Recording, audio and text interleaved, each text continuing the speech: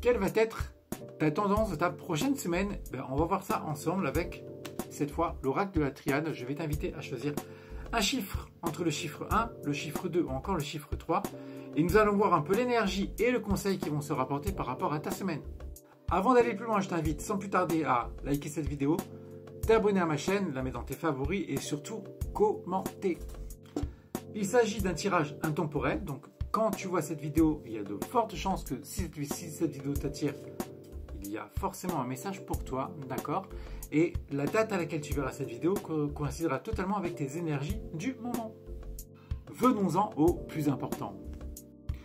Si tu as choisi le chiffre 1, on ne commence pas de la meilleure des manières. Pas du tout de la meilleure des manières. Alors, je vais t'expliquer pourquoi. La première carte qui ressort, c'est la carte du mensonge.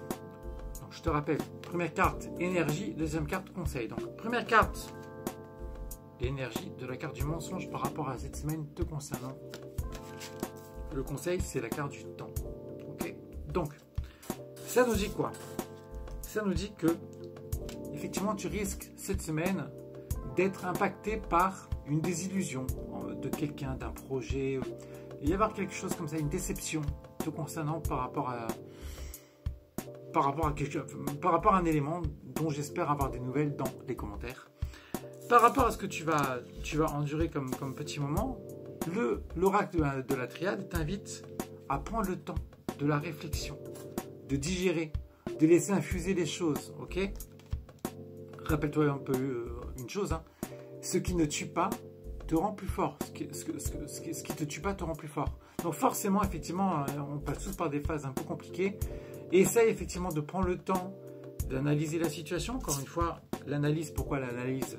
Parce que c'est le chiffre 9. Hein, et dans le tarot de Marseille, le chiffre 9, c'est la carte de l'ermite. Et là, si tu regardes la carte du temps, ça fait 45. 4 plus 5, ça fait 9.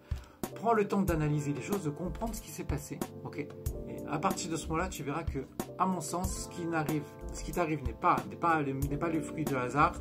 Et c'est pour une bonne raison. Ça va te permettre en tout cas de passer à autre chose, de pouvoir identifier là où tu as fait l'erreur avec le projet ou la personne en question pour ne pas la répéter dans les prochaines années.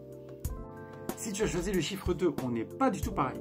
Là, pour le coup, ascension totale te concernant. On voit que les bases sont positives et que effectivement tu vas te sentir dans une spirale hyper positive avec plein de projets, etc. etc. Attention néanmoins, la carte conseil, c'est la carte de la science.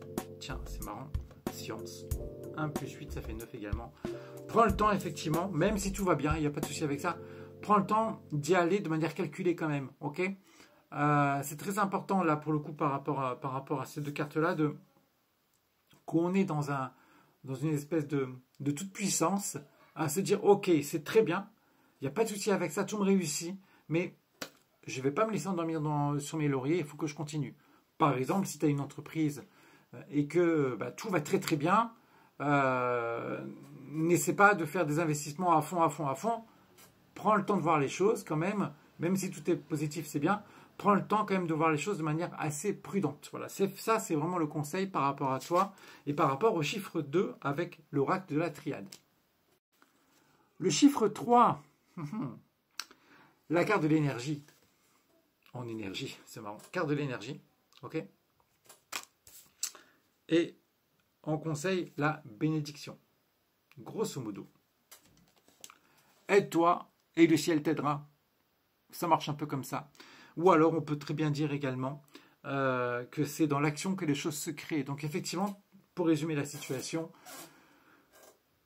cette semaine, tu vas être dans une espèce d'action. Et ça, c'est très positif. Et tu verras que c'est à ce moment-là, vraiment, c'est dans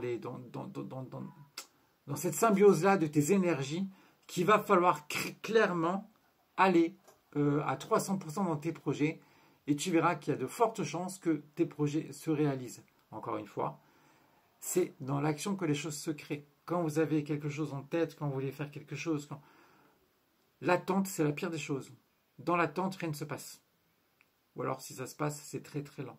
Par contre, effectivement, dès que tu veux quelque chose, le retour de quelqu'un, la réalisation d'un projet, que ce soit immobilier, travail, etc., etc., c'est dans l'action que les choses se créent. Okay, l'action, encore une fois, c'est pas forcément que physique, c'est également mental. Tu peux rester dans une énergie cérébrale qui soit positive, mais véritablement, c'est l'action qui va créer les événements et les choses. Voilà.